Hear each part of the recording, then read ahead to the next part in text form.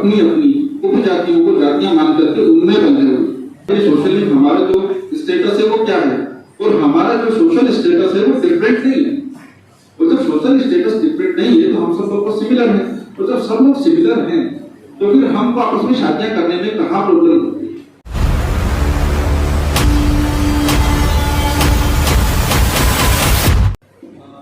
Hello, जय हिंद, जय भारत। सभी को बोलने के लिए काफी सारी बातें बोली जाए, यहाँ पर आप सभी लोग आए उसके लिए धन्यवाद। मैं आप सभी लोगों से कुछ सवाल करना चाहता हूँ। उम्मीद है आप सभी लोग ईमानदारी से जवाब देंगे। आप में से कितने लोग खुद को हिंदू मानते हैं? कितने लोग मानते हैं? नहीं, ये इसका जवाब मैं बाद में दूंगा। आप में से कितने लोग खुद को हिंदू मानते हैं? क्योंकि हिंदू एक स्ट्रक्चर है जो हमने अपने एजुकेशन सिस्टम में पढ़ा होगा कि हिंदू एक वर्ण व्यवस्था। शायद बाकी 6ठी क्लास के अंदर एक चैप्टर आता है जिसके अंदर हिंदू धर्म के बारे में बताया गया है कि हिंदू एक वर्ण व्यवस्था है, और यदि आप खुद को हिंदू मानते हैं तो आपको उस वर्ण व्यवस्था का हिस्सा बनना पड़ेगा। और यदि आप उस वर्ण व्यवस्था का हिस्सा है तो उस वर्ण व्यवस्था के अंदर आप कौन सा क्रम पे हैं? ये चीज एक्चुअली में सोचने की तो हमारे दिमाग के अंदर कभी नहीं आती। दूसरी सबसे बड़ी चीज की हम बाबा साहब की बात करते हैं, हम हमारे कई महापुरुषों की बात करते हैं। हम में से कई लोग हैं जो अपने घरों के अंदर उनकी तस्वीर भी लगाते हैं, सभी लोग नहीं लगाते, ये मैंने देखा। बात यही कि उनमें से कितने लोगों को हमारे लोग पढ़ते हैं, हम अपने बच्चों को पढ़ाते हैं, या हम लोगों को हमारे माता पिता ने कितना पढ़ाया है। क्योंकि हमें से कई लोग ऐसे होंगे जिन्होंने बाबा साहब का नाम ही पिछले 8-10 साल के अंदर सुना होगा। मैं खुद उनमें से बाबा साहब को पढ़ना और हमारे जो बाकी महापुरुष हैं उनको पढ़ना, क्योंकि एजुकेशन सिस्टम में तो नहीं पढ़ाया जाता है उनको।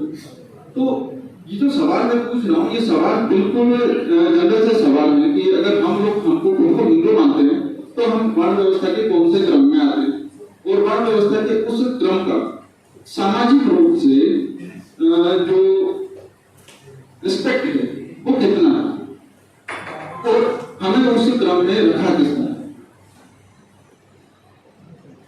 दूसरी सबसे बड़ी बात मैं आपको बता देता हूँ, वो बात ये कि आप में से कितने लोग घर के अंदर पूजा पाठ करते हैं, देवी देवताओं को रखते हैं। मैं खुद के बोलता हूँ, बस बाकी किसी के घर में देवी देवता नहीं है। काफी सारे लोगों के हाथ खड़े हुए, कई लोगों ने हाथ खड़े नहीं। ईमानदारी से जिन्होंने हाथ खड़े कर दिए हैं उनको धन्यवाद।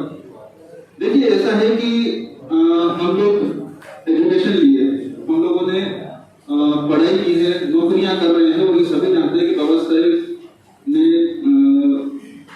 एक प्रोविजन किया था, राइट टू रिप्रेजेंटेशन, जिसको कि हम आरक्षण के नाम से जानते हैं। राइट टू रिप्रेजेंटेशन के अंदर ये था कि हम अपनी सोसाइटी है उसको रिप्रेजेंट करें, पढ़ाई लिखाई करें, क्योंकि ग्राउंड लेवल के ऊपर बहुत कम दिखाई देता है। बहुत कम लोग हैं जो अपनी सोसाइटी को रिप्रेजेंट करना चाहते हैं, और यहाँ सोसाइटी का मतलब आपकी कास्ट नहीं। और एक चीज और कि हमारे में से कितने लोग हैं जो ये बेसिकली जानते हैं कि उनकी जाति क्या है। क्योंकि नहीं, जो आप इस चीज की चर्चा बहुत कम होती है कि आपके अपने सब लोगों के पास कास्ट सर्टिफिकेट है। कास्ट सर्टिफिकेट के ऊपर हमारी कास्ट लिखी हुई होती है, और कास्ट के साथ में, कास्ट के लेफ्ट में सब कास्ट भी लिखी हुई होती है, उपजाति।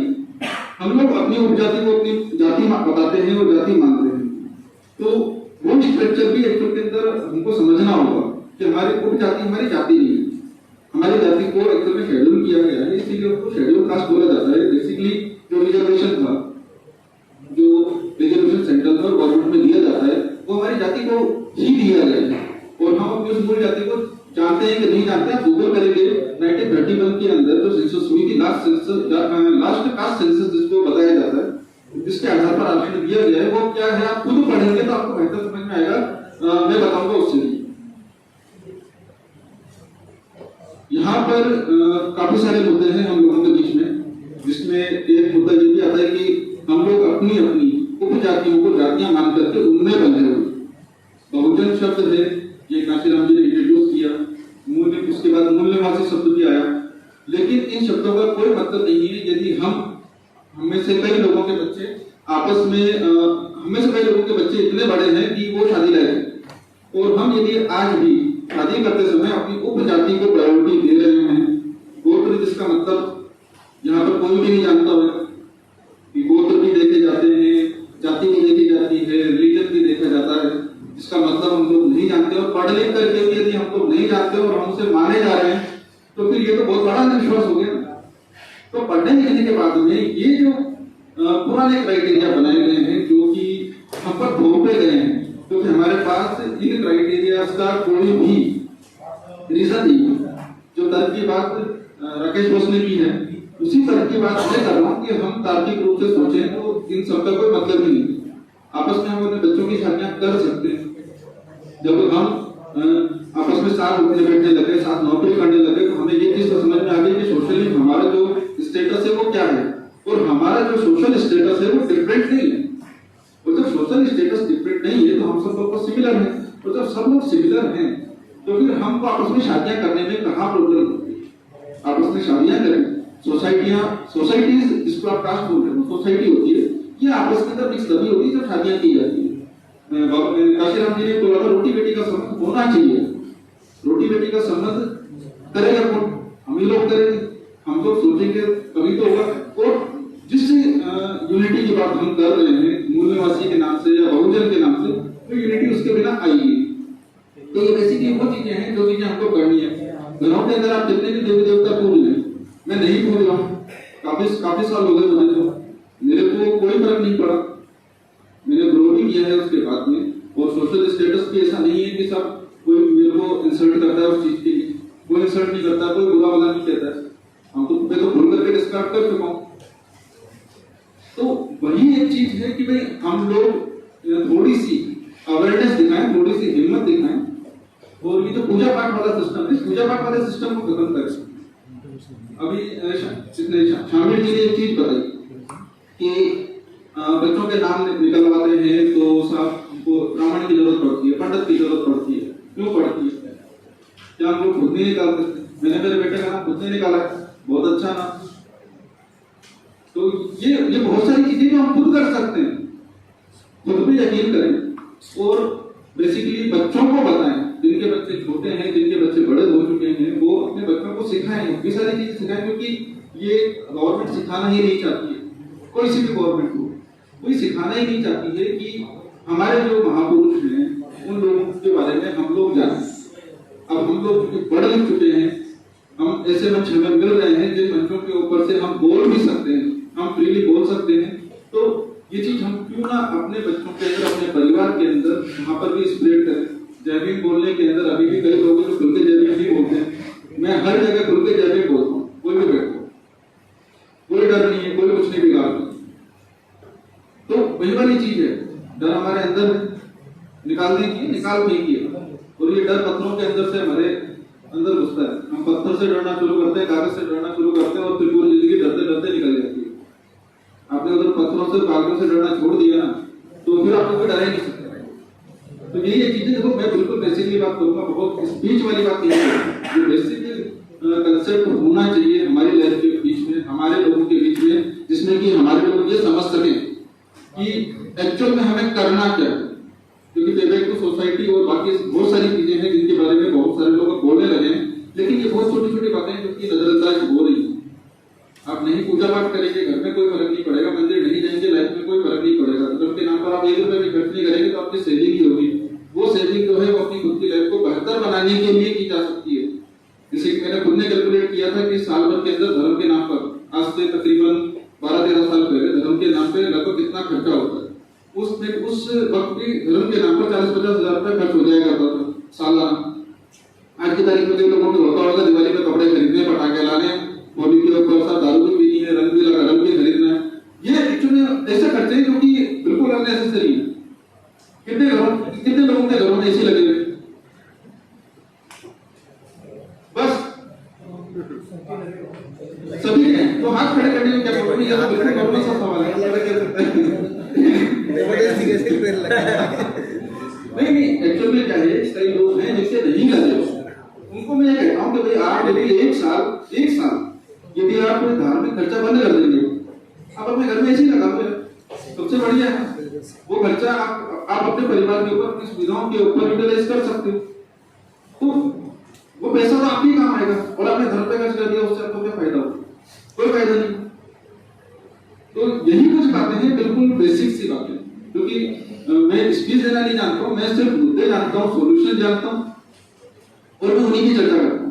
आप में से यदि कोई मेरी बात से असहमत हो तो खुल के बोल भी सकता है। ऐसा नहीं है कि मैं आप लोग के चले जाऊंगा और उसके बाद के अंदर आप लोगों के दिमाग में ये ख्याल आएगा कि यार ये चीजें गलत है, ये बात गलत है, ये बात नहीं बोलनी चाहिए। अगर आपके किसी के भी दिमाग में किसी कोई बात है तो आप अभी भी बोल सकते हैं, क्योंकि मैं यहाँ अभी सबके सामने उस चीज को क्लियर नहीं करूँगा। मैंने मेरे लाइफ को जिस तरीके से दिया है मैं उसी तरीके से लाइफ आपको बताऊंगा। जो मैंने सीखा मैं वही डिलीवर करूँ, और जो मैंने सीखा उससे मेरी लाइफ अच्छी ही रही है। पिछले 25 सालों के अंदर मैंने अपनी लाइफ के अंदर कभी हार का सामना नहीं किया, कभी हारा नहीं हूं, कहीं पे नहीं हारा। मैं तो मुझे बात नहीं की, फिर भी नहीं हारा। तो जाहिर सी बात है कि सर हमारे को विश्वास खुद पे करना है। हमारे महापुरुषों को हम यदि उनकी जीवनी को पढ़ेंगे तो देखेंगे कि उन्होंने कितना संघर्ष किया हम लोगों को यहाँ तक पहुंचाने के लिए, और यदि हम उनको रिस्पेक्ट नहीं दिला पा रहे तो ये तो हमारी कमजोरी है। उन्होंने तो डिलीवर किया सोसाइटी के लिए, हम कब डिलीवर करेंगे सोसाइटी के लिए, हम कब डिलीवर करेंगे हमारे बच्चों के लिए। शामिर जी ने बताया कि सर एजुकेशन सिस्टम को किस तरीके से खत्म किया जाता है। एजुकेशन सिस्टम यदि खत्म होगा उसका सबसे बड़ा नुकसान किसको? हम लोग जो थोड़े बहुत संपन्न हैं, हम लोग प्राइवेट स्कूल के अंदर अपने बच्चों को पढ़ा लेंगे, लेकिन हमारी सोसाइटी का, हमारी कम्युनिटी का, हमारी कास्ट का क्या होगा? उन लोगों का जो गरीब है, जिनके बच्चे सरकारी स्कूलों में पढ़ते हैं, यदि सरकारी स्कूलें खत्म हो जाएंगी। ये बिल्कुल एग्जाम्पल सही दिया जाता है कि पहले गैस सब्सिडी थी, गैस सब्सिडी के साथ गवर्नमेंट ने क्या किया, वही सरकारी स्कूलों के साथ किया जा रहा है। शुरुआत में ये बताया जाएगा कि प्राइवेट स्कूल के अंदर पढ़ो कि गवर्नमेंट एक दिन ये एलईडी के साथ वापस फंड नहीं प्राइवेट स्कूल को देने के लिए, सरकारी स्कूलें सारी बंद हो चुकी होंगी, और जो प्राइवेट स्कूल्स हैं उनके पैसे भी आप भर सकते हो। तो प्राइवेट स्कूल के अंदर अपने बच्चों को पढ़ाओ ना मत पढ़ाओ। जितने लोग पढ़ चुके हैं, जितने लोग थोड़े बहुत संपन्न हैं, वो अपने बच्चों को पढ़ा लेंगे, लेकिन उनकी सोसाइटी का, उनकी कम्युनिटी का क्या होगा? जो गरीब है उनके बच्चों का क्या होगा? बहुत सारे लोगों के रिश्तेदार हैं जो गांव में रहते हैं, जो गरीब हैं।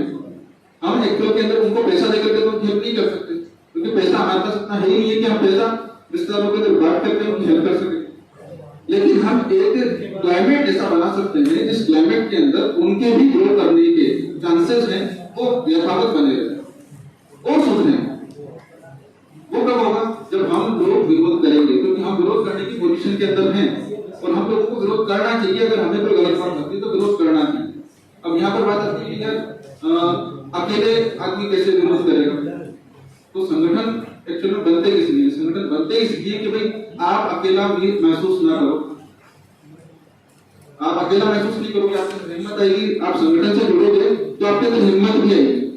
इसीलिए संगठनों को बनाने की और ये जितनी भी कोशिश की जाती है, यहाँ पर जो लोगों ने कोशिश की है, वो कोशिश इसीलिए है कि भाई हमारी जो सोसाइटी है, वो सोसाइटी के अंदर जो अभी भी वंचित वर्ग, जो बहुत गरीब है, उसके ग्रो करने के चांसेस, उसके आगे बढ़ने के चांसेस खत्म ना हो। और ये कोशिश हमारी जिम्मेदारी है, क्योंकि जब हमारे दादा परदादा उनके पास कुछ नहीं था, तब उनके लिए कई महापुरुष हुए जिन्होंने मेहनत की। कि तो हम खुद इस चीज को अपने ऊपर लेकर के भी देख सकते हैं कि यदि रिजर्वेशन नहीं होता तो क्या हम ऐसी लाइफ जी पाते? क्या हमें शिक्षा का अधिकार नहीं मिला होता तो क्या हम ऐसी लाइफ जी पाते?